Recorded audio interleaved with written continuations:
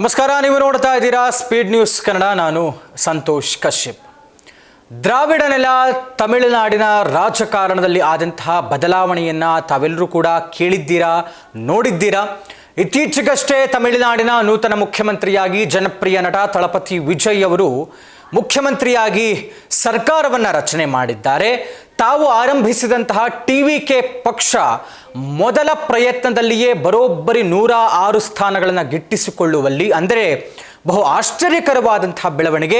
ಗೊತ್ತಿದೆ ಎಲ್ಲರಿಗೂ ತಮಿಳುನಾಡಿನಲ್ಲಿ ಪ್ರಾದೇಶಿಕ ಪಕ್ಷಗಳಿಗೆ ಮನ್ನಣೆಯನ್ನು ಕೊಡ್ತಾರೆ ಅಂತ.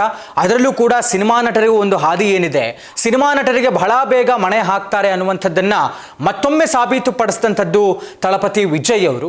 16 ವರ್ಷಗಳಿಂದ ತಮ್ಮ ಅಭಿಮಾನಿ ಬಳಗ, ಅಂದರೆ ಫ್ಯಾನ್ಸ್ ಅಸೋಸಿಯೇಷನ್ ಅನ್ನುವಂಥದ್ದೇನಿತ್ತು, ಫ್ಯಾನ್ಸ್ ಕ್ಲಬ್ ಅನ್ನುವಂಥದ್ದೇನಿತ್ತು, ತಳಮಟ್ಟದಿಂದ ಈ ರಾಜಕೀಯಕ್ಕೆ ಬರಬೇಕು ಅನ್ನುವಂಥ ಲೆಕ್ಕಾಚಾರವನ್ನು ಇಟ್ಕೊಂಡೇ ಸಂಘಟಿಸಿ ಎಲ್ಲ ತಯಾರಿಯನ್ನು ಮಾಡಿಕೊಂಡು ಕಳೆದ 2.5 ವರ್ಷಗಳ ಹಿಂದೆ ಇವರು ತಮ್ಮ ತಮಿಳು ವೇಟ್ರಿ ಕಳಗಂ ಅನ್ನುವಂಥ ಟಿವಿಕೆ ಪಕ್ಷವನ್ನು ಆರಂಭ ಮಾಡ್ತಾರೆ. ಎಲ್ಲ ರೀತಿಯಾದಂತಹ ಎಷ್ಟೇ ಕಟುವಾದಂತಹ ವೈಯಕ್ತಿಕ ನಿಂದನೆ, ತೇಜೋವಧೆಗಳ ಮಧ್ಯೆಯೂ ಕೂಡ ಇವರು ಮೊದಲ ಪ್ರಯತ್ನದಲ್ಲಿಯೇ ಭರ್ಜರಿ ಜಯವನ್ನು ಸಾಧಿಸುವಲ್ಲಿ ಯಶಸ್ವಿಯಾಗುತ್ತಾರೆ. ಮುಖ್ಯಮಂತ್ರಿಗಳಾಗಿ ಇವರು ಪ್ರಮಾಣ ವಚನವನ್ನು ಸ್ವೀಕರಿಸ್ತಾರೆ, ಕೆಲವರ ಬೆಂಬಲದೊಂದಿಗೆ ಸರ್ಕಾರವನ್ನು ರಚಿಸ್ತಾರೆ, ಅದಾದ ನಂತರ ಒಂದಷ್ಟು ಮಹತ್ವವಾದಂಥ ನಿರ್ಧಾರಗಳನ್ನು ಕೈಗೊಳ್ಳುತ್ತಾರೆ. ಇದೆಲ್ಲದರ ಮಧ್ಯೆ ವಿಜಯ್ ಅವರು ಅವರ ಒಂದು ಗಾಂಭೀರ್ಯ ಮತ್ತು ಈ ನಡೆ ಏನಿದೆ, ಮುಖ್ಯಮಂತ್ರಿಯಾಗಿ ಒಂದು ಅವರ ಅನ್ನುವಂಥದ್ದೇನು ಕ್ರಿಯೇಟ್ ಮಾಡಿಕೊಂಡಿದ್ದಾರೆ, ಆ ಒಂದು ಗತ್ತು ಅಂತ ಏನು ಕರಿತೇವೆ ನಾವು, ಆಟಿಟ್ಯೂಡ್ ಅಂತ ಏನು ಹೇಳ್ತೇವೆ, ಅದರಿಂದ ಬಹಳಷ್ಟು ಮೆಚ್ಚುಗೆಯನ್ನು ತಳಪತಿ ವಿಜಯ್ ಅವರು ತಮಿಳುನಾಡಿನ ಮುಖ್ಯಮಂತ್ರಿ ಪಡ್ಕೊಂಡಿದ್ರು. ಅಂದರೆ ಬೇರೆ ಬೇರೆಯವರ ಥರ ಹೇಗೇಗೋ ಆಡುವಂಥದ್ದು, ಸುಮ್ಮನೆ ಸುಮ್ಮನೆ ಅದಕ್ಕೆ ರಿಯಾಕ್ಟ್ ಮಾಡುವಂಥದ್ದು, ಈ ರೀತಿಯಾಗಿ ವರ್ತಿಸ್ತಾ ಇಲ್ಲ. ಅವರ ವಸ್ತ್ರ ವಿನ್ಯಾಸವೂ ಕೂಡ ತಾವು ನೋಡಿದ ಹಾಗೆ ವೈಟ್ ಶರ್ಟ್ ಮತ್ತು ಬ್ಲ್ಯಾಕ್ ಬ್ಲೇಸರ್ ಅನ್ನುವಂಥದ್ದೇನಿದೆ, ಇದೆಲ್ಲವೂ ಕೂಡ ಮೆಚ್ಚುಗೆಯನ್ನು ಪಡ್ಕೊಂಡಿತ್ತು. ಯಾಕೆ ವಿಜಯ್ ಅವರು ಒಂದು ವಿಚಾರವನ್ನು ನಾನು ಯಾಕೆ ಮಾತಾಡ್ತಾ ಇದ್ದೀನಿ ಅಂತ ಹೇಳಿದರೆ, ಅವರ ಒಂದು ಹೇಳಿಕೆ ಈಗ ಅವರ ಅಭಿಮಾನಿಗಳಿಗೆ ಮತ್ತು ಕಾರ್ಯಕರ್ತರಿಗೆ ಇರಿಸು ಮುರುಸು ತರುವಂಥ ಕೆಲಸವನ್ನು ಮಾಡಿದೆ. ಅದು ಏನಂತ ಹೇಳಿದ್ರೆ, ಇತ್ತೀಚೆಗಷ್ಟೇ ಅವು ಗೆದ್ದಿರುವಂಥ ತಿರುಚಿರಾಪಳ್ಳಿ ಅನ್ನುವಂಥದ್ದೇನಿದೆ, ತಿರುಚಿ ಈಸ್ಟ್ ಏನಿದೆ, ಆ ಕ್ಷೇತ್ರದಲ್ಲಿ ನಡೆದಂತಹ ಒಂದು ರ್ಯಾಲಿ ಸಮಾವೇಶದಲ್ಲಿ ಮುಖ್ಯಮಂತ್ರಿ ಆದಂಥ ಮೊದಲ ಬಾರಿಗೆ ಮುಖ್ಯಮಂತ್ರಿ ಆದಂಥ ಬಳಿಕ ವಿಜಯ್ ಅವರು ಈ ಒಂದು ಸಮಾವೇಶದಲ್ಲಿ ಭಾಗಿಯಾಗ್ತಾರೆ. ಸಮಾವೇಶದಲ್ಲಿ ಭಾಗಿಯಾದಂಥ ವಿಜಯ್ ಅವರು ಮಾಡಿದಂಥ ಭಾಷಣದ ಏನಿದೆ, ಭಾಷಣದ ಸಾಲುಗಳು ಈಗ ಅವರ ಅಭಿಮಾನಿಗಳು ಮತ್ತು ಕಾರ್ಯಕರ್ತರಿಗೆ ಒಂದು ರೀತಿಯಾದಂಥ ಇರಿಸು ಮುರುಸು ತಂದಿದ್ದಾರೆ. ಏನು, ತಮಿಳುನಾಡಿನ ಖ್ಯಾತ ನಟ, ಮಾಜಿ ಮುಖ್ಯಮಂತ್ರಿಗಳಾಗಿರುವಂಥ MG ರಾಮಚಂದ್ರನ್, MGR ಅವರಿಗಿಂತ ನಾನು ಗ್ರೇಟ್ ಅನ್ನುವಂಥ ರೀತಿಯಲ್ಲಿ ವಿಜಯ್ ಅವರು ಆಡಿರುವಂಥ ಮಾತುಗಳು ಈಗ ಎಲ್ಲೆಡೆಯೂ ಕೂಡ ಚರ್ಚೆ ಆಗ್ತಾ ಇರುವಂಥದ್ದು.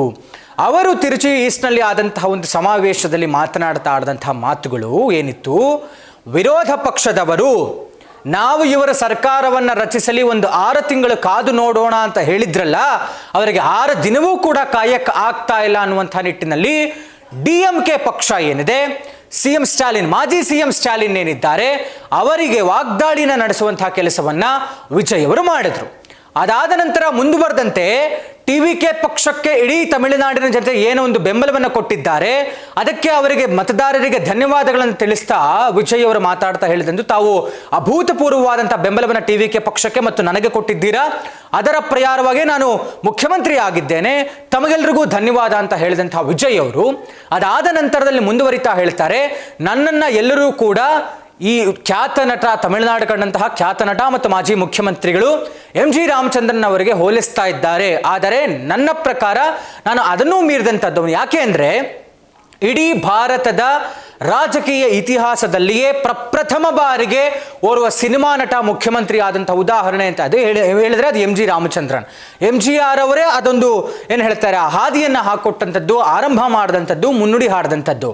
ಇದಾದ ನಂತರದಲ್ಲಿ MG ರಾಮಚಂದ್ರನ್ ಅವರು ಕೂಡ ಅಣ್ಣಾ DMK ಪಕ್ಷವನ್ನು ಕಟ್ಟಂತ ನಂತರದಲ್ಲಿ ಪ್ರಪ್ರಥಮ ಅಟೆಂಪ್ಟ್ನಲ್ಲೇ ಇವರು ಗೆಲ್ತಾರೆ, CM ಆಗ್ತಾರೆ. ಅದೇ ಮಾದರಿಯಲ್ಲೇ ವಿಜಯ್ ಅವರು ಕೂಡ ನಟನಾಗಿದ್ದುಕೊಂಡು TVK ಪಕ್ಷವನ್ನು ಆರಂಭಿಸಿದಂಥ ಮೊದಲ ಪ್ರಯತ್ನದಲ್ಲಿಯೇ ಅವರು ಗೆದ್ದು ಕೆಲವರ ಬೆಂಬಲದೊಂದಿಗೆ ಈಗ ಮುಖ್ಯಮಂತ್ರಿಯಾಗಿ ಕೂತಿರುವಂಥದ್ದು. ಹಾಗಾದರೆ ವಿಜಯ್ ಅವರು MGR ಅವರಿಗಿಂತಲೂ ಗ್ರೇಟ್ ಅನ್ಸ್ಕೊಂಡ್ಬಿಟ್ರಾ, ಅಥವಾ ಅವ್ರಿಗೇನಾದರೂ ಅಹಂಭಾವ ಕಾಡ್ತಾ ಇದೆಯಾ, ಏನಾದರೂ ತಲೆ ನಿಲ್ತಾ ಇಲ್ವಾ, ಹೆಡ್ ವೈಟ್ ಬಂದ್ಬಿಡ್ತಾ ಮುಖ್ಯಮಂತ್ರಿ ಆದ ಕ್ಷಣಕ್ಕೆ? ಈ ಥರದ ಚರ್ಚೆಗಳು. MGR ಅಂದರೆ ತಮಿಳುನಾಡಿನಲ್ಲಿ ಒಂದು ರೀತಿಯಲ್ಲಿ ಸಿನಿಮಾ ನಟರು ಅಂತ ಹೇಳಿದ್ರೆ ಆರಾಧಿಸಬಿಡ್ತಾರೆ, ದೇವಸ್ಥಾನವೇ ಕಟ್ಟಬಿಡ್ತಾರೆ, ಅಷ್ಟು ಹುಚ್ಚು ಅಭಿಮಾನ, ಕಟ್ಟ ಅಭಿಮಾನಿಗಳು ಅವರು ತಮಿಳಿಗರು. ಹೀಗಾಗಿ ಅಂಥ ಎಂ ಜಿ ರಾಮಚಂದ್ರನ್, ರಾಜಕೀಯ ಇತಿಹಾಸ, ಸಿನಿಮಾ ಇತಿಹಾಸ ಇರುವಂಥ ಮೇರು ನಟರಿಗೆ ಅವರಿಗಿಂತ ನಾನು ಗ್ರೇಟ್ ಅನ್ನುವಂಥ ರೀತಿಯಾದಂಥ ಮಾತುಗಳು ವಿಜಯ್ ಅವರಿಗೆ ನಿಜವಾಗಿಯೂ ಅಷ್ಟೊಂದು ಶ್ರೇಯಸ್ಸು ತರೋದಿಲ್ಲ ಅನ್ನುವಂಥ ಕಾರಣ.